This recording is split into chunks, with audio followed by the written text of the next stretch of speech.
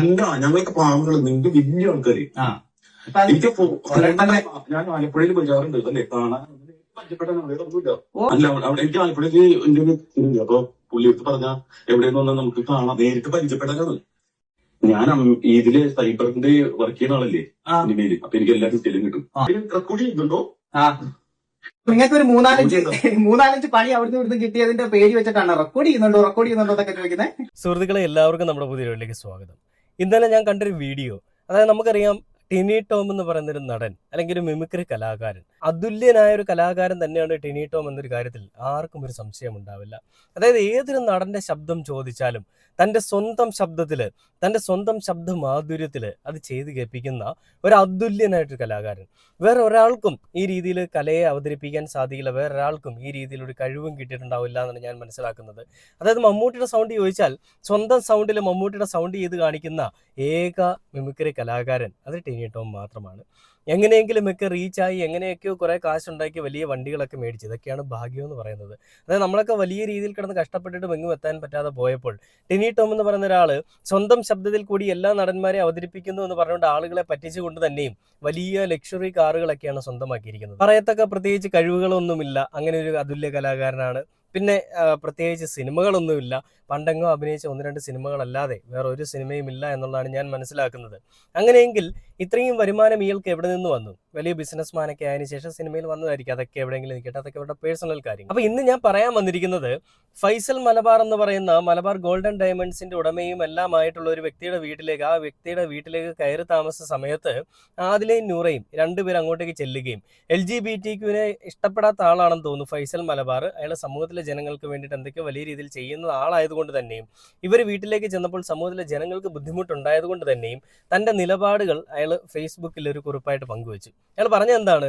എൻ്റെ വീട്ടിലേക്ക് എൻ്റെ അനുവാദമില്ലാതെ 2 പേര് കയറി വന്നത് മറ്റുള്ളവർക്ക് ബുദ്ധിമുട്ടുണ്ടാക്കിയെന്ന് ഞാൻ മനസ്സിലാക്കുന്നു. അങ്ങനെ ഉണ്ടായ ബുദ്ധിമുട്ടത്തിന് ഞാൻ എൻ്റെ ഒരു അഭിപ്രായം വ്യക്തമാക്കുന്നു. അതോടൊപ്പം തന്നെ എൻ്റെ മാപ്പ്, ഞാൻ എൻ്റെ ഖേദം പ്രകടിപ്പിക്കുന്നു എന്നൊക്കെ പറഞ്ഞുകൊണ്ടാണ് അവർ ഫേസ്ബുക്ക് ഇട്ടിരിക്കുന്നത്, അല്ല ഒരു പോസ്റ്റ് ഇട്ടിരിക്കുന്നത്.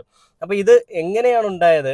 എങ്ങനെയാണ് ആദില നൂർ അവിടേക്ക് ചെന്നത്? അവർ വലിഞ്ഞു കയറി ചെന്നതാണോ, വെറുതെ ഈ പറയുന്ന അത്താഴം ഉണ്ണാൻ വേണ്ടി നീല ടാർപ്പാണ്ടൊക്കെ കയറി ചെന്നാണോ എന്ന് ചോദിച്ചു കഴിഞ്ഞാൽ അവിടെ കയറി ചെന്നത് അവരെ കൃത്യമായിട്ട് വിളിച്ചിട്ട് തന്നെയാണെന്നുള്ള ഒരു തെളിവ് വേറൊരു ബിഗ് ബോസിലെ കണ്ടസ്റ്റന്റ് പറഞ്ഞപ്പോൾ നമ്മൾ കണ്ടതാണ്. അപ്പോൾ അതായത് ഫൈസൽ മലബാർ വന്ന് മെഴുകിയ, അതായത് ഈ പ്രശ്നങ്ങളെല്ലാം ഉണ്ടായി എല്ലാവരും എടുത്ത് റിയാക്ട് ചെയ്ത് വൻ രീതിയിൽ ഊക്കലുകളൊക്കെ കിട്ടി, പണം ഉള്ളത് കൊണ്ട് വലിയ പ്രശ്നമൊന്നുമില്ല, അയാൾ അതൊക്കെ മെയിൻറ്റെയിൻ ചെയ്ത് പോകും. പക്ഷെ അതൊരു പരിധിയിൽ കൂടുതൽ മാധ്യമങ്ങൾ വരെ ചർച്ച ചെയ്തപ്പോൾ അയാളുടെ അഭിപ്രായം വ്യക്തമാക്കാൻ വേണ്ടിയിട്ട് മെഴുകിയതാണ്. അതിൽ പറഞ്ഞിരിക്കുന്നത് ഇങ്ങനെയാണ്: ആദിലയും നൂറയും സംബന്ധിച്ച വിഷയത്തിൽ എൻ്റെ നിലപാട് വളരെ വ്യക്തമാണ്. കോടതിയും ഗവൺമെന്റും അനുവദിച്ചിട്ടുള്ള അവരുടെ സ്വാതന്ത്ര്യം പൂർണ്ണമായും ബഹുമാനിക്കപ്പെടണമെന്നും അവർക്ക് തങ്ങളുടെ ഇഷ്ടപ്രകാരം ജീവിതം നയിക്കാനുള്ള അവകാശം ഉണ്ടായിരിക്കണമെന്നും ഞാൻ ഹൃദയപൂർവ്വം വിശ്വസിക്കുന്നു. അതിനാൽ അവർക്ക് തങ്ങളുടെ ഇഷ്ടപ്രകാരം സ്വതന്ത്രമായി ജീവിക്കാനുള്ള അവകാശം നിഷേധിക്കാതെ അവരെ തടസ്സപ്പെടുത്തുകയോ വിമർശിക്കുകയോ അവരുടെ വ്യക്തിപരമായ തീരുമാനങ്ങളെ വിമർശിച്ച് ഹരാസ്മെന്റ് നടത്തുകയോ ചെയ്യുന്നത് ശരിയല്ല. ഏതൊരു മതത്തിൽ വിശ്വസിക്കുന്നവരായാലും മനുഷ്യന്റെ സ്വാതന്ത്ര്യത്തെയും വ്യക്തി നിയമത്തിന്റെയും ബഹുമാനം ഏതൊരു മതപരിധിക്കും അതീതമായ ഒരു അടിസ്ഥാന മനുഷ്യ നന്മയാണെന്ന് ഞാൻ വിശ്വസിക്കുന്നു എന്ന് പറഞ്ഞുകൊണ്ടാണ് ഫൈസൽ മലബാർ ഇന്നലെ ഇട്ടിരിക്കുന്ന പോസ്റ്റ്. അതിനടിയിൽ ഈ ടിനി ടോം എന്ന് പറയുന്ന സ്വന്തം ശബ്ദത്തിൽ എല്ലാ നടന്മാരെ അനുകരിക്കുന്ന ഒരു മനുഷ്യൻ, അതിൽ അയാൾ ഇട്ടിരിക്കുന്ന റിപ്ലൈ എന്തെന്ന് വെച്ച് കഴിഞ്ഞാൽ വിത്ത് യു ഓൾവേസ് ഇക്ക എന്ന് പറഞ്ഞുകൊണ്ടാണ്. അപ്പോൾ അതിന് പ്രിൻസ് റാഷണൽ എന്ന് പറയുന്ന ഒരു ചാനൽ, ഒരു ഇൻസ്റ്റാഗ്രാം പേജാണ്, അവർ അയാൾ കമന്റ് കൊടുത്തിരിക്കുന്നത്, റിപ്ലൈ കൊടുത്തിരിക്കുന്നത്: നിങ്ങൾ ആദ്യം ഇതിനെക്കുറിച്ചുള്ള സ്വന്തം നിലപാട് പറ ടിനി ടോമേ. മുന്തിയവന്മാരുടെ ചെരുപ്പ് നക്കാൻ പോകാതെ മിമിക്രിക്കാരുടെ ബോഡി ഷെയ്മിങ്ങിനെ പറ്റി വീഡിയോ ചെയ്ത പെണ്ണിനോട് നീ കുടുംബത്തിൽ പിറന്ന പെണ്ണാണെങ്കിൽ കുക്കറി ഷോ പോയി ചെയ്യാൻ പറഞ്ഞ സംസ്കാര സമ്പന്ന ടീം അല്ലേ നിങ്ങൾ എന്നാണ് ഈ പറയുന്ന ടിനി ടോമിൻ്റെ അടുത്ത് കമന്റ് കൊടുത്തിരിക്കുന്നത്. അപ്പോൾ അതിന് ടിനി ടോം കൊടുത്തിരിക്കുന്ന reply: dear, please come straight and talk to me, your words says your standard എന്നാണ് ടിനി ടോം റിപ്ലൈ കൊടുത്തിരിക്കുന്നത്. ഇത് പറഞ്ഞതിന് പിന്നാലെ അയാളുടെ ഇൻസ്റ്റഗ്രാമിൽ അല്ലെങ്കിൽ അയാളുടെ പേജിലേക്ക് പോയിട്ട് ടിനി ടോം മെസ്സേജ് അയക്കുകയും ആ ടിനി ടോം നമ്പർ വേണമെന്ന് പറയുകയും ഇയാൾ നമ്പർ കൊടുക്കുകയും ചെയ്തു. ആ നമ്പർ കിട്ടിയിട്ട് വിളിക്കാൻ പറ്റിയില്ല എന്ന് തോന്നുന്നു. അയാൾ ഫേസ്ബുക്ക് കോളാണ് ചെയ്തത്. ആ ഫേസ്ബുക്ക് കോൾ ചെയ്തപ്പോൾ അയാൾ പറയുന്നത് എന്താണെന്നും അതിൽ കുറേയൊക്കെ, അതായത് ടിനി ടോം മെഴുകുന്നതും ടിനി ടോമിന്റെ ശരിക്കുള്ളൊരു കപട മുഖം വലിച്ചു കീറപ്പെടുന്നതുമായിട്ടുള്ളൊരു വീഡിയോ ആണ് നമ്മൾ ഈ കാണുന്നത്. അപ്പോൾ അതെന്താണെന്ന് നമുക്കൊന്ന് കണ്ടു നോക്കിയിട്ട് നമുക്ക് എന്തായാലും ബാക്കി വീഡിയോയിലേക്ക് പോവാം. അപ്പോൾ ആദില നൂറ മലബാർ ഗോൾഡ് വിഷയത്തിൽ ഇപ്പോൾ പൈസയൊക്കെ മലബാർ വന്ന ഒരു മെഴുകിയ തരത്തിലുള്ള ഒരു മാപ്പ് പറച്ചിൽ അവിടെയില്ല ഇവിടെ ഇല്ലാത്ത രീതിയിൽ ഇങ്ങനെ തൊട്ടും തൊടാതെ ആൾക്കാരുടെ പൊങ്കാലയെല്ലാം കൂടെ സഹിക്കാൻ വയ്യാതെ പൊളി ഒരു മാപ്പ് പറച്ചിൽ പറഞ്ഞിട്ടുണ്ട്. പക്ഷെ നമ്മുടെ മിമിക്രി താരങ്ങളുടെ തലതൊട്ടപ്പനായ അപ്പോസ്തലൻ ടിനി ടോം എല്ലാ വള്ളിക്കെട്ടും ചാടിപ്പിടിക്കുന്ന ടീമാണ്. ഇവിടെ വന്നിട്ടൊരു കമന്റ് ഇട്ടിട്ടുണ്ട്: വിത്ത് യു ഓൾവേസ് ഇക്ക. വിത്ത് യു ഓൾവേസ് ഇക്ക. എന്നിട്ട് ഇക്കയെ വിശേഷിപ്പിച്ചിരിക്കുന്നത് ദ റിയൽ ഹ്യൂമൻ ബീയിങ് എന്നാണ്. ഇതാണ് മനുഷ്യത്വം. അപ്പൊ ടിനി ടോമിന് ഞാനൊരു മറുപടി കൊടുത്തത്, നിങ്ങൾ ആദ്യം ഇതിനെക്കുറിച്ചുള്ള സ്വന്തം നിലപാട് പറ. മുന്തിയവന്മാരുടെ ചെരുപ്പ് നക്കാൻ നോക്കാതെ മിമിക്രിക്കാരുടെ ബോഡി ഷെയ്മിങ്ങിനെ പറ്റി വീഡിയോ ചെയ്ത പെണ്ണിനോട് നീ കുടുംബത്തിൽ പറഞ്ഞ പെണ്ണാണെങ്കിൽ കുക്കറി ഷോ പോയി ചെയ്യാൻ പറഞ്ഞ സംസ്കാര സമ്പന്ന ടീമല്ലേ നിങ്ങൾ എന്ന് പറഞ്ഞായിട്ട് കമന്റ് ഇട്ടു. അണ്ണൻ അത് പിടിച്ചില്ല. അണ്ണൻ പറഞ്ഞു, dear please come straight and talk to me. അതായത് പുള്ളിയുടെ നേരിട്ട് സംസാരിക്കാൻ പറയും. ഇത് പുള്ളിയുടെ സ്ഥിരം നമ്പരാ. പുള്ളി ആര് വിമർശിച്ച് കമന്റ് ഇട്ടാലും അപ്പൊ തന്നെ അവർ ഇൻബോക്സിൽ ചെല്ലുക, നിന്റെ നമ്പർ കാണാം, ഞാൻ വിളിക്കട്ടെ, ഇപ്പൊ തന്നെ ശരിയാക്കി തരാം എന്ന രീതിയിലായിരിക്കും പറയുന്നത്. അപ്പൊ എന്റെ ഇൻബോക്സിൽ വന്നിട്ട് നമ്പർ സ്വാഭാവികമായിട്ടും ഞാൻ പ്രതീക്ഷിച്ചിരുന്നു. എന്റെ ഇൻബോക്സിൽ വന്ന് പുള്ളി നമ്പർ ചോദിച്ചു. നമ്പർ ചോദിച്ചപ്പോൾ കിട്ടുന്നില്ല എന്ന് പറഞ്ഞു. സോ ഫേസ്ബുക്കിൽ പുള്ളി കോൾ ചെയ്തു, എന്നെ ഇപ്പൊ വിളിച്ചിരുന്നു. എന്തോ പറയേണ്ടത്? നിങ്ങളല്ലേ ഇങ്ങോട്ട് കോൾ വിളിച്ചത്, നിങ്ങൾക്ക് എന്താ പ്രശ്നം? എവിടെയാണ്? ആലപ്പുഴ. എന്തിനാ? ആരും പറഞ്ഞു പറയാം, നിങ്ങൾക്ക് സംസാരിച്ചപ്പോ പറയാം. നമ്മൾ അങ്ങനെ സെലിബ്രിറ്റീസുകളെ കാണാൻ വേണ്ടി പുറകെ നടക്കുന്ന ആൾക്കാരല്ല. പറഞ്ഞു നിങ്ങളൊക്കെ വലിയ ആൾക്കാരല്ലേ, വലിയ 7K ഫോളോവേഴ്സ് ഒക്കെ ഉള്ള ആൾക്കാർ. അത് നേരിട്ട് പരിചയപ്പെടാൻ നമ്മളല്ലല്ലോ, നമ്മളെത്ര വലിയ ആൾക്കാരൊന്നും അല്ലല്ലോ. നിങ്ങളല്ലേ ഈ ഓരോ തവണ എല്ലാവർക്കും നമ്പർ കൊടുത്ത് വിളിപ്പിക്കുമ്പോ പറയുന്നത് നിന്നെ ആരറിയോടാ, 10 പേരറിയോ 50 പേരറിയോ എന്ന് ചോദിക്കുന്ന ആൾക്കാർ നിങ്ങളല്ലേ? അല്ല, ഞങ്ങൾക്ക് പാവങ്ങൾ, നിങ്ങൾക്ക് വലിയ ആൾക്കാര്. എനിക്ക് ഞാൻ ആലപ്പുഴയിൽ പോകാറുണ്ട് അല്ലേ, കാണാൻ പരിചയപ്പെടാൻ. ഓ അല്ല, വേറെ എന്തെങ്കിലും ഉണ്ടെങ്കിൽ എനിക്കൊരു ചുക്കുമില്ല. പക്ഷേ ഞാൻ അങ്ങനെ ഈ സെലിബ്രിറ്റീസുകളുടെ പുറകെ നടക്കാറില്ല. മോൻ പറ, മോൻ വിളിച്ച കാര്യം പറ. അല്ല, അവിടെ എനിക്ക് ആലപ്പുഴയ്ക്ക് എന്റെ ഒരു ഇതുണ്ട്. അപ്പൊ പുള്ളിയെടുത്ത് പറഞ്ഞ എവിടെയെന്ന് പറഞ്ഞാൽ നമുക്ക് കാണാം, നേരിട്ട് പരിചയപ്പെടാനാണ്. എനിക്ക് നിങ്ങളെ പരിചയപ്പെടാൻ താല്പര്യമില്ല മിസ്റ്റർ. അല്ലെന്നേ, എനിക്ക് നിങ്ങളെ പരിചയപ്പെടാൻ താല്പര്യമില്ലെങ്കിൽ പിന്നെ നിങ്ങൾ എന്തിനാ ഇത്ര കമ്പനി ചെയ്യുന്നേ? ഇവിടെ ഒളിച്ചിരിക്കുവല്ലോ, പബ്ലിക്കായിട്ടല്ലേ വന്നത്. എന്തോ റിപ്ലൈ തന്നേക്കുന്നത്. ഒളിച്ചിരിക്കുവാണെങ്കിൽ എനിക്ക് ഫേക്ക് ഐഡിക്കകത്ത് വിട്ടാ പോരെ. നിങ്ങൾ ആരെയായി പേടിപ്പിക്കുന്നത്? ഞാൻ ഇതില് സൈബറിന്റെ വർക്ക് ചെയ്യുന്ന ആളല്ലേ സിനിമയില്. അപ്പൊ എനിക്ക് എല്ലാ ഡീറ്റെയിലും കിട്ടും. നിങ്ങൾക്ക് പിന്നെ കിട്ടാത്ത ഡീറ്റെയിൽസ് ഒന്നും ഇല്ലല്ലോ. നിങ്ങൾക്ക് കിട്ടുന്ന ഡീറ്റെയിൽസ് വെച്ചിട്ട് നിങ്ങൾ എന്താ ചെയ്യേ? ഒന്നും ചെയ്യാനില്ല സാറേ, നേരിട്ട് കണ്ടെന്ന് കൈ തരാൻ വേണ്ടി. നിങ്ങൾ എല്ലാവരും കണ്ട് പഠിക്കുമല്ലേ? നിങ്ങൾ കോപ്പി അടിക്കാൻ മിടുക്കനല്ലേ? അതുകൊണ്ടല്ലേ ബാക്കിയുള്ളവരെല്ലാവരെയും അനുകരിക്കുന്നത്. നല്ല ഞങ്ങളൊക്കെ പാവപ്പെട്ടവരാണ്, ചെരുപ്പൊക്കെ നക്കി നടക്കുന്നവരാണ്. ഞാൻ മര്യാദയ്ക്ക് നിങ്ങളുടെ ഞാൻ ചോദിച്ചു, ആദില നൂറ വിഷയത്തിൽ നിങ്ങളുടെ നിലപാട് എന്താ? ഇപ്പോഴും നിങ്ങളത് പറയുന്നില്ലല്ലോ. എന്നാ അത് പറ. അതാ നമുക്ക് കാര്യത്തിലേക്ക് വരാം. പറ. കണ്ടില്ലേ, ഇതിലാണ് ഈ പറഞ്ഞ ടിനി ടോം വിളിച്ചിട്ട് വലിയ രീതിയിൽ മെഴുകുന്നത്. നീ നേരിട്ട് നമുക്കൊരു ചായ കൂടി സംസാരിക്കാം, എനിക്ക് കുറെ കാര്യങ്ങൾ പറയാനുണ്ട്. ഈ ബാമോനെ പൊറോട്ടയും ചിക്കനും മേടിച്ചു തരാം, ബീഫും ചിക്കനും ഒക്കെ മേടിച്ചു തരാം എന്ന് പറയുന്ന ആ ഒരു സ്ലാങ്ങിലാണ് ഈ ടിനി ടോം സംസാരിക്കുന്നത്. അപ്പം ഞാൻ ക്രൈമിലൊക്കെ അല്ലെങ്കിൽ ഞാൻ ഈ സൈബറിലൊക്കെ വർക്ക് ചെയ്യുന്ന ആളല്ലേ, എനിക്ക് എല്ലാവരുടെയും ഡീറ്റെയിൽസ് കിട്ടുമെന്നാണ് പറയുന്നത്. അപ്പം ഞാനൊരു കാര്യം എടുത്ത് ചോദിക്കട്ടെ ടിനി ടോമേ, നിനക്ക് നാണം ഉണ്ടോ? നീ പണമുള്ളവന്റെയൊക്കെ ചെരുപ്പ് നക്കി ഉണ്ടാക്കുന്ന കാശാണോ എന്ന് ഇയാളെ ചോദിച്ച ഒരു കമന്റിന് അല്ലെ ആ ഒരു ചോദ്യത്തിന് അതിന് വെറുളി കൊണ്ടിട്ടാണ് ഇയാളെ വിളിക്കാൻ പോകുന്നത്. അപ്പോൾ അയാൾ ചോദിച്ച സത്യം തന്നെയാണെന്ന് ഞങ്ങൾക്ക് എല്ലാവർക്കും തോന്നിപ്പോയാണ്. കാരണം മിമിക്രി പ്രോപ്പറായിട്ട് ചെയ്യാൻ അറിയില്ല, സിനിമയിൽ വലിയ റോളുകളൊന്നുമില്ല, പറയത്തക്ക വിധം കാര്യമായിട്ടുള്ള റോളുകളൊന്നുമില്ല, ഒരിടത്തും ഒരു രീതിയിലും അങ്ങോട്ട് ശോഭിക്കാൻ പറ്റാതെ ആങ്കറിങ് മാത്രം പറയുന്ന, കഴിവുള്ള പിള്ളേരുടെ കുറ്റം മാത്രം പറയുന്ന ഒരാളാണ് ടിനി ടോം. അപ്പൊ നിനക്ക് എന്ത് കഴിവാണുള്ളതെന്ന് ഞാൻ എടുത്ത് ചോദിക്കുന്നു. അതോടൊപ്പം തന്നെ നിനക്ക് എന്ത് യോഗ്യതയാണ് ഈ കമന്റ് ഇടുന്നവർക്ക് റിപ്ലൈ കൊടുത്തിട്ട് അവരെ തെറി വിളിക്കാനുള്ളത്? സൈബറിൽ വർക്ക് ചെയ്യുന്ന ഞാൻ ആദ്യമേ പറഞ്ഞു, അതായത് ഈ പണമുള്ളവരുടെ ചെരുപ്പ് നക്കുന്നതുകൊണ്ട് തന്നെ ആയിരിക്കും ടിനി ടോം ഈ ഫീൽഡ് ഔട്ട് ആവാതെ എങ്ങനെയെങ്കിലും ഒക്കെ പിടിച്ചു നിൽക്കുന്നത്. വലിയ ലക്ഷറി കാറുകളൊക്കെ മേടിക്കുന്നത് ഇതുപോലെ പണമുള്ളവന്മാരുടെയൊക്കെ കാല് നക്കിയും അല്ലെ കാല് കഴിയോ വെള്ളം കുടിച്ചുമൊക്കെ ആയിരിക്കുമെന്ന് നമ്മൾ മനസ്സിലാക്കേണ്ടിയിരിക്കുന്നു. അപ്പൊ അതിനുശേഷം ഈ പ്രിൻസ് റാഷണൽ എന്ന് പറയുന്ന ആ ചാനലിന്റെ ഉടമ ടിനി ടോമിന്റെ അടുത്ത് പറയുന്നുണ്ട്, നിനക്ക് ധൈര്യമുണ്ടെങ്കിൽ ഈ ഒരു നിലപാട് എന്താണ് ആദില നൂറ വിഷയത്തിൽ നിനക്ക് പറയാനുള്ളതെന്ന് നീ പറഞ്ഞു, നമുക്ക് കാര്യത്തിലേക്ക് വരാമെന്ന് പറയുമ്പോൾ എന്താണ് ടിനി ടോം പറയുന്നത് നമുക്കൊന്ന് കേട്ട് നോക്കാം. നിങ്ങൾക്ക് ഒരു മൂന്നാലഞ്ച് പണി അവിടുന്ന് ഇവിടുന്ന് കിട്ടിയതിന്റെ പേര് വെച്ചിട്ടാണ് റെക്കോർഡ് ചെയ്യുന്നുണ്ടോ എന്നൊക്കെ ചോദിക്കുന്നത്. അല്ല, അതുകൊണ്ടായിരിക്കാം വിളിച്ചിട്ട് എന്തുവാ കഴിഞ്ഞോടെ ഒരു 7 ലൈക്കുള്ള ഒരു കമന്റ് ഇട്ട പയ്യനെ വിളിച്ച് നിങ്ങൾ പറയുന്നത് എന്തൊക്കെയാണെന്ന് നമ്മൾ കേട്ടതാ മിസ്റ്റർ. കേട്ടാ, ഞാൻ ഓരോ വർഷവും വളർന്നുകൊണ്ടിരിക്കുന്ന ആർട്ടിസ്റ്റാ. അപ്പൊ പണി തന്നാലും പണി കിട്ടൂല. എങ്ങോട്ടാണ് ഫോളോവേഴ്സ് ഉള്ള ആൾക്കാരില്ലേ, അപ്പൊ പരിചയപ്പെടാൻ വേണ്ടിയാ. ഓ, നിങ്ങളിപ്പോ വിളിച്ചതിന്റെ കാര്യം പറ. ഫോൺ നമ്പർ മേടിക്കാനാണോ ഇത്ര നേരം വെച്ചോണ്ടിരിക്കുന്നത്? നാട്ടുകാർ തെറി പറയാനുള്ള സാധനം ഇട്ട് വന്ന ആൾക്കാർ തെറി പറയും. നിങ്ങൾ ആരാ? വിമർശനാതീതം വല്ലതാണോ? നിങ്ങളെ വിമർശിക്കാൻ പാടില്ലെന്ന് വല്ല എഴുതി വെച്ചിട്ടുണ്ടോ എവിടെങ്കിലും? കാര്യം പറയാം. നിങ്ങൾക്ക് വല്ലതും പറയാനാണെങ്കിൽ പറഞ്ഞിട്ട് പോകും. നിങ്ങളോട് ഞാൻ അല്ല നിങ്ങളെ ഓക്കെ അല്ല സാറിനോട് ഞാൻ മാന്യമായിട്ടൊരു കാര്യം ചോദിക്കട്ടെ. ആദില നൂറ വിഷയത്തിൽ നിങ്ങൾ അയ്യോ, നിങ്ങൾ വലിയ വലിയ ആൾക്കാരെ, നിങ്ങളെ ഞാൻ ഒറ്റ ചോദ്യം ചോദിക്കുന്നുള്ളൂ, വീണ്ടും വീണ്ടും ഞാൻ അത് തന്നെ എടുത്തെടുത്ത് ചോദിക്കുക. ആദില നൂറ വിഷയത്തിൽ നിങ്ങളുടെ നിലപാട് എന്താണ്? ഞാൻ തന്നെ പറയുന്നത് വിളിക്കാം. ഞാൻ പറയാം, ആദ്യേ പോസിറ്റിവിറ്റി കണ്ടുപിടിച്ച് ജീവിക്കും. അത് ശരിയാ. കുറ്റം പറയാം, അപ്പൊ താൻ നന്നാവും. അല്ല ഞാനിപ്പം അപ്പൊ തനിക്ക് ഗുണങ്ങൾ വരും. അല്ല, ഞങ്ങൾക്ക് കിട്ടുന്ന ഗുണങ്ങളൊന്നും ഇപ്പൊ ഞങ്ങൾ ഉണ്ടാക്കുന്ന ഗുണങ്ങളാ. ഞങ്ങൾക്ക് നിങ്ങളെ താങ്ങിയിട്ടുള്ള ഗുണം വേണ്ട. അടുത്ത തലമുറക്ക് വലിയ ശാപം കിട്ടും. ശാപം എന്ന് പറഞ്ഞ സാധനത്തിൽ വിശ്വസിക്കുന്ന ഒരാളല്ല ഞാൻ. അപ്പൊ ഇനി എന്ത് ചെയ്യും? അടുത്ത പറ. അടുത്ത പറ. ഞാൻ അതുകൊണ്ടല്ലേ നിങ്ങളോട് ഞാൻ മര്യാദ, നിങ്ങൾക്ക് ഇപ്പോഴും ഒരു ധൈര്യം ഉണ്ടെങ്കിൽ ആ നിലപാടൊന്ന് പറ. ആദില നൂറ വിഷയത്തിൽ നിങ്ങളുടെ നിലപാടെന്താ? അപ്പൊ നിങ്ങൾ പോയി ആ മറ്റേ ഇക്കൊപ്പം ചക്കൊപ്പം എന്ന് പറഞ്ഞത് ആരാ അവർ? മോൻ പറയടാ, നീ പറയടാ മോനെ, നീ പറ. കേട്ടോണ്ടിരിക്കുവല്ലേ? അയ്യോ വേണ്ട, നിങ്ങളെ പോലുള്ളവരെന്ന് കാണാൻ. അയ്യേ, ടിനിടോമിന് കുണ്ടം വല്ലതാണോ മോനെ? എനിക്കൊന്ന് കണ്ടാൽ മതി, എനിക്കൊരു ഉമ്മ തരാനാണ്. ടിനിടോം എന്തോ വലുതാവാൻ വേണ്ടിയിട്ട് ശ്രമിച്ചുകൊണ്ട് വിളിക്കുന്നതാണ് കേട്ടോ. അയാൾ പേടിക്കുന്നു എന്ന് വിചാരിച്ചാണ് ടിനിടോം ഈ രീതിയിലൊക്കെ സംസാരിക്കുന്നത്, പ്രിൻസ് എന്ന് പറയുന്ന ആ വ്യക്തിയുടെ അടുത്ത് സംസാരിക്കുന്നത്.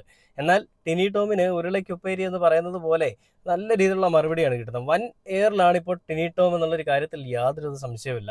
ഇവനൊക്കെ നമ്മുടെ അടുത്ത് വല്ല സംസാരിച്ചുകൊണ്ട് വരുവാണെന്നുണ്ടെങ്കിൽ അപ്പോൾ തന്നെ ഇവൻ്റെ തന്തയ്ക്ക് വിളിച്ചിട്ട് ഞാൻ പരിപാടി കഴിഞ്ഞു വിടും. അല്ലാതെ ഇങ്ങനെ സംസാരിച്ചുകൊണ്ടിരിക്കത്തൊന്നുമില്ല. ഇവര് നിലപാടും ഇല്ല, നിലവാരവും ഇല്ല, ഒരു വ്യക്തിത്വവും ഇല്ല. വെറുതെ ഇരുന്നുകൊണ്ട് എന്തൊക്കെ ഇങ്ങനെ വായത്താളം അടിക്കുകയാണ്. നാണം ഉണ്ടോ ടിനിടോം? നിനക്ക് കഷ്ടമാണ് നിന്റെ കാര്യം. നിനക്ക് പ്രത്യേകിച്ച് പറയാനായിട്ട് കാര്യത്തൊക്കെ കഴിവുകളൊന്നുമില്ല. എന്നിട്ട് നീ ആ പ്രിൻസ് എന്ന് പറയുന്ന ആ വ്യക്തിയെ വിളിച്ചിട്ട് പറയുകയാണ്, അല്ലെ ആ ഒരു ചാനലിൽ ഉടമയെ വിളിച്ചിട്ട് പറയുകയാണ്, നിങ്ങൾ ഈ കുറ്റം പറച്ചിൽ നിർത്തുക, എങ്കിൽ നാട് നന്നാവും എന്നുള്ളത്. ഈ അനീതി കാണുമ്പോൾ പ്രതികരിക്കുക എന്ന് പറയുന്ന ഒരു കുറ്റം പറച്ചിലോ അല്ലെ കുടുംബശ്രീയിലെ ഒരു സംസാരമോ അല്ലെ സംസ്കാരമോ ആണെന്ന് വിചാരിക്കുന്ന ആ ചിന്താഗതിയാണ് നിങ്ങൾ മാറ്റേണ്ടത്. ഇങ്ങനെയുള്ള കൊള്ളരുതായ്മകൾ ഇപ്പോഴുള്ള ആളുകൾ, കുറച്ചെങ്കിലും ആളുകൾ അത് എതിർക്കുന്നത് കൊണ്ട് തന്നെയാണ് ഒരു പരിധിയിൽ കൂടുതൽ ആ കൊള്ളരുതായ്മകൾ മറ്റുള്ളവരെടുത്തിട്ട് വീഡിയോ ചെയ്യുമല്ലോ എന്നുള്ള പേടി കൊണ്ട് പല ആളുകളും കളിക്കാത്തത്.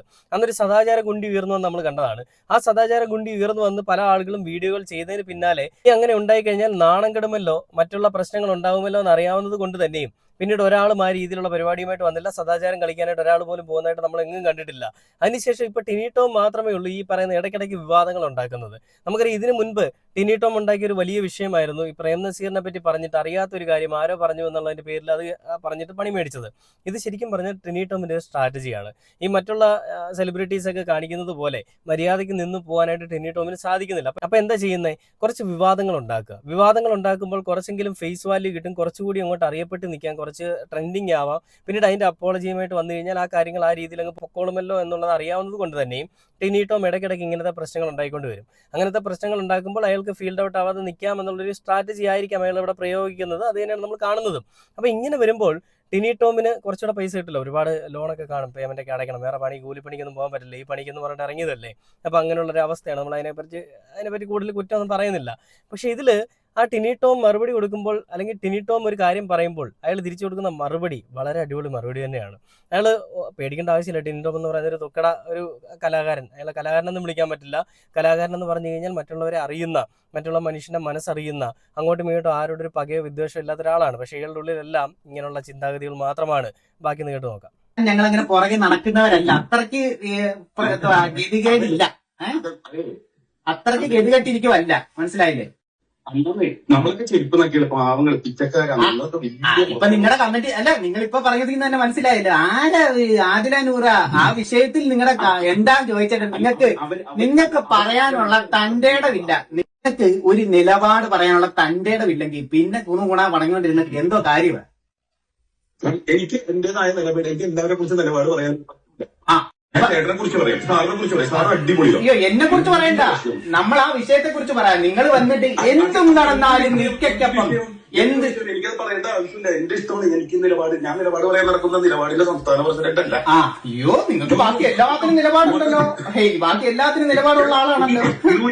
You just speak about humanity and അയ്യോ, ഹ്യൂമാനിറ്റി പറയുന്ന ആളുടെ മുഖം ഒന്ന് കുറച്ചും കൂടെ ഒന്ന് സൂം ചെയ്ത് നോക്കി കാണാമായിരുന്നു. അയ്യോ, കുടുംബത്തിൽ പറയുന്ന സ്ത്രീകൾ അല്ലല്ലോ അയ്യോ അല്ല മോനെ, ഈ ചാരിറ്റിയുടെ കാർഡ് ഇറക്കാതെ നിങ്ങൾക്ക് സംസാരിക്കാൻ അറിയത്തില്ല. നിങ്ങൾ ആരാ? അത് ഞങ്ങൾക്ക് പ്രദർശിപ്പിച്ചു. ഇതൊക്കെ നിങ്ങളെ ബോധിപ്പിക്കേണ്ട കാര്യം എന്താന്ന് ഞാൻ ചോദിച്ചത്. അറിഞ്ഞോട്ടെ, നിങ്ങൾ അറിയിക്കേണ്ട കാര്യമില്ല. അത് നിങ്ങളെ ബാധിക്കുന്ന കാര്യമില്ലെങ്കിൽ എനിക്ക് നിങ്ങളോട് പറയേണ്ട ആവശ്യമില്ലല്ലോ. കണ്ടില്ലേ, ഇതിൽ മുഴുവനും പണമുള്ളവന്റെ കാല് നക്കുന്ന പരിപാടിയാണ് ടിനി ടോം ചെയ്യുന്നത്. ടിനി ടോമിന്റെ അടുത്ത് ചോദ്യം ചോദിക്കുമ്പോൾ അയാൾക്ക് അതിനെപ്പറ്റി പറയാനായിട്ട് മറുപടികളൊന്നും ഇല്ലാത്തത് കൊണ്ട് തന്നെയും ബബ്ബ അടിക്കുക, അവിടെ ഇവിടെയും തൊടാത്ത കാര്യങ്ങൾ പറയുക, അപ്പപ്പോൾ കാണുന്ന അപ്പാന്ന് വിളിക്കുന്ന ഒരു സ്വഭാവമായിട്ട് മാറിയിട്ടുണ്ട് ടിനി ടോം എന്നുള്ളൊരു കാര്യത്തിൽ യാതൊരു സംശയമില്ല. ഇപ്പൊ ഇവിടെ കാണുന്നത് അത് തന്നെയാണ്. അയാൾ എന്തൊക്കെയോ കിടന്ന് മെഴുകുന്നുണ്ട്. ആദില നൂറ വിഷയത്തിൽ എന്താണ് തന്റെ അഭിപ്രായം എന്ന് ചോദിക്കുമ്പോൾ അതിന് പറയാൻ മറുപടിയില്ല. കാരണം അയാൾക്ക് പറയാൻ മറുപടിയില്ല, കാരണം അയാൾക്ക് വ്യക്തിത്വമില്ല. വ്യക്തിത്വം ഉണ്ടെങ്കിലല്ലേ ഒരു നിലപാടുണ്ടാവുകയുള്ളൂ. നിലപാടുണ്ടെങ്കിലല്ലേ ഒരു കാര്യം പറയുന്നതിൽ ഉറച്ചു നിൽക്കാൻ പറ്റുകയുള്ളൂ. അങ്ങനെ ഒരു ഉറപ്പില്ലാത്തത് കൊണ്ട് തന്നെയും ടിനി ടോം ആ ഒരു കോളില് ശരിക്കും പറഞ്ഞാൽ കരിഞ്ഞുണങ്ങി പോവുകയാണ് ചെയ്തത്. എന്തൊരു കഷ്ടമാണല്ലേ. ഇത്രയും എന്തൊക്കെയോ ആണെന്ന് പറഞ്ഞുകൊണ്ട് സമൂഹത്തിൽ വലിയ രീതിയിൽ നിൽക്കുന്ന ആളുകൾ പോലും അവരുടെ ഉള്ളിലും ഇങ്ങനത്തെ ചിന്താഗതികളാണ്. അത് ഏതൊക്കെ രീതിയിലുള്ള കാര്യങ്ങളാണെന്ന് ചോദിച്ചു കഴിഞ്ഞാൽ മതമായിക്കോട്ടെ, ഒരുപക്ഷെ ജാതി ആയിക്കോട്ടെ, ഒരുപക്ഷെ സ്ത്രീ പുരുഷൻ, അല്ലെ പുരുഷൻ സ്ത്രീ എന്നുള്ള രീതിയിലൊക്കെ ആയിക്കോട്ടെ, അതായത് LGBTQ ഒക്കെ ആയിക്കോട്ടെ, എന്ത് തന്നെയാണെന്നുണ്ടെങ്കിൽ അതിനെപ്പറ്റി ഒരു കാര്യം പറയുകയാണെന്നുണ്ടെങ്കിൽ, അതിൻ്റെ ഒരു സ്റ്റേറ്റ്മെന്റ് വെക്കുകയാണെന്നുണ്ടെങ്കിൽ അതിനെ സാധൂകരിക്കുന്ന, അല്ലെ അതിനെ ഉറപ്പുവരുത്തുന്ന രീതിയിലുള്ള കുറച്ച് മറുപടികൾ പറയാൻ നമ്മളെ കൊണ്ട് സാധിക്കണം. അതിന് സാധിക്കുന്നില്ല എന്നുണ്ടെങ്കിൽ ഈ പരിപാടിക്ക് പോകരുത്. അത് ആണത്തമില്ലാത്ത പരിപാടിക്ക് പോകരുത്. ഇപ്പൊ ടിനി ടോം കാണിച്ചിരിക്കുന്നത് അത് തന്നെയാണ്. ഒരുമാതിരി ആണത്തമില്ലാത്ത ബീരുവിന്റെ പരിപാടിയാണ് കാണിച്ചിരിക്കുന്നത്. ആ പ്രിൻസ് റാഷണൽ എന്ന് പറയുന്ന ചാനലിന്റെ ഉടമ വിളിച്ച് ചോദിക്കുമ്പോൾ തന്നെയും ടിനി ടോമിന്റെ ഉള്ളിൽ എന്തൊക്കെയോ പറയണമെന്ന് ആഗ്രഹമുണ്ട്. പക്ഷെ റെക്കോർഡ് ചെയ്യുകയാണല്ലോ എന്ന് അറിയാവുന്നത് കൊണ്ട് തന്നെയും കൂടുതലൊന്നും അവൻ പറയുന്നില്ല. പറഞ്ഞു കഴിഞ്ഞാൽ അവന് പണി കിട്ടുന്നവന് നന്നായിട്ട് അറിയാം. അപ്പൊ അങ്ങനെയുള്ള ഇങ്ങനത്തെ ചിന്താഗതിയുള്ള ആളുകളുടെ ആസനം താങ്ങി നടക്കുന്ന ടിനി ടോമിനെ പോലെയുള്ള ആളുകൾ ഈ സമൂഹത്തിന് എന്തെങ്കിലും പ്രതിബദ്ധതയുണ്ടോ, അല്ലെങ്കിൽ സമൂഹത്തിന് എന്തെങ്കിലും ഉതകുന്ന കാര്യങ്ങൾ ചെയ്യുന്നുണ്ടോ എന്നുള്ളത് നമ്മളൊന്ന് മനസ്സിലാക്കണം. സ്വന്തം കാശ് കൊണ്ട് സ്വന്തം കീശ വീർപ്പിക്കുന്ന ഒരു മനുഷ്യൻ മാത്രമാണ് ഈ പറയുന്ന ടിനി ടോം. അയാൾ വേറെ സമൂഹത്തിന് വേണ്ടിയിട്ട് ഒന്നും ചെയ്യുന്നില്ല, ഉണ്ടെന്ന് നമ്മളാരും കണ്ടിട്ടുമില്ല, അയാൾ ഇനിയോട്ട് ചെയ്യുകയില്ല. അപ്പൊ എങ്ങനെയാണെങ്കിലും ഒരാളൊരു കാര്യം പറയുമ്പോൾ ആ കാര്യത്തിനെ നമ്മൾ എന്താ പറയുക, അതിന് എതിരെ നമ്മൾ എഗെയിൻസ്റ്റ് ആയിട്ട് സംസാരിക്കുന്നുണ്ടെന്നുണ്ടെങ്കിൽ അതിൽ സാധൂകരിക്കുന്നതായിട്ട് എന്തെങ്കിലുമൊക്കെ കാര്യങ്ങൾ നമ്മളെ കൊണ്ട് പറയാൻ സാധിക്കണം. അതിനൊന്നും പറ്റുന്നില്ല, അതിനൊന്നും കഴിവില്ല, അതിനുള്ള ആണത്തമില്ല, അതിനുള്ള തൻ്റെ ഇടമില്ല എന്നുണ്ടെങ്കിൽ ഈ പരിപാടിക്ക് നിൽക്കരുത്. ഇതിപ്പോൾ ടിനി ടോമിനെ വലിച്ചു കീറി ഒട്ടിച്ചിരിക്കുകയാണ്, ഭിത്തിയിൽ ഒട്ടിച്ചിരിക്കുന്ന കാഴ്ച നമ്മൾ കാണുന്നത്. ഭിത്തിയെ ഫോട്ടോ ആയിട്ട് ഇങ്ങനെ ഇരിക്കുന്ന ഒരു കാഴ്ച നമ്മൾ കാണുന്നത്. ടിനി ടോമെ എന്ത് കാര്യം വരണ്ട നിനക്ക് ഉള്ളത്? ടിനി ടോമെ നീ പലരെയും വിളിച്ച് പേടിപ്പിച്ചിട്ടുണ്ടാവും. നിനക്ക് ഫൈസൽ മലബാറിനോട് പ്രണയമുണ്ടെങ്കിൽ അയാളുടെ വീട്ടിൽ പോയി അയാളെ കല്യാണം കഴിച്ച് നീ ജീവിക്കുക, അല്ലാതെ അയാൾക്ക് വേണ്ടിയിട്ട് മെഴുകാനായിട്ടൊരു പ്ലാറ്റ്ഫോമിൽ ഇരിക്കരുത്. അതും സെലിബ്രിറ്റി സ്റ്റാറ്റസ് ഉള്ളതാണ് നീ. സെലിബ്രിറ്റി സ്റ്റാറ്റസേ ഉള്ളൂ, സെലിബ്രിറ്റി ആണെന്ന് ഞാൻ പറയില്ല. അങ്ങനെയുള്ളൊരു മനുഷ്യൻ ഒരു ഫൈസൽ മലബാറിനെ പോലെ വലിയ ഉന്നത പണമുള്ള ഒരാൾ അയാളുടെ കയ്യിൽ നിന്ന് വല്ല നക്കാപ്പിച്ച മേടിച്ചിട്ടുണ്ടെങ്കിൽ ആ കൂറ് അയാളോട് കാണിക്കണം. അല്ലാതെ പബ്ലിക് പ്ലാറ്റ്ഫോമിൽ വന്നിട്ട് നീ വലിയ മറ്റേതാണ്, ആദില നൂറ മറ്റേതാണെന്ന് പറയുന്ന രീതിയിൽ, അല്ലെങ്കിൽ ആദില നൂറയെ പറ്റി എന്തെങ്കിലും പറയാൻ നിനക്കുണ്ടോ? അതുമില്ല. എന്തെങ്കിലും പറയാനുള്ള പ്രത്യേകിച്ച് കഴിവുമില്ല. ഒരു കലാകാരൻ എന്ന് പറഞ്ഞു കഴിഞ്ഞാൽ അതിലും കഴിവില്ല. ഒന്നിലും ചെയ്യുന്ന ഒരു പരിപാടിയും കൊള്ളില്ല എന്നുള്ളതാണ് ഒരു വസ്തുത. അപ്പൊ അങ്ങനെയുള്ള ഒരു ടിനി ടോം മറ്റുള്ളവരെ കുറ്റം പറയുമ്പോൾ ഞങ്ങളൊന്ന് ചോദിക്കുകയാണ്, ടിനി ടോമെ വല്ല പണിയെടുത്ത് ജീവിക്കുന്നേ, കഷ്ടമാണ് നിന്റെ അവസ്ഥ എന്ന് പറയുന്നത്. അപ്പൊ ഇത്രയുള്ള ഇന്നത്തെ വീഡിയോ. വലിയ കാര്യമായിട്ടുള്ളതൊന്നും ഇതിലില്ല. പക്ഷേ ടിനി ടോം എന്ന് പറയുന്ന, അല്ലെ ഇവരെ പോലെയുള്ള കുറച്ച് ആളുകളുടെ മാനസിക നില, അല്ലെ മാനസികാവസ്ഥ പറയാൻ വേണ്ടിയിട്ടാണ് ഈ ഒരു വീഡിയോ ആയിട്ട് വന്നിരിക്കുന്നത്. Okay, by.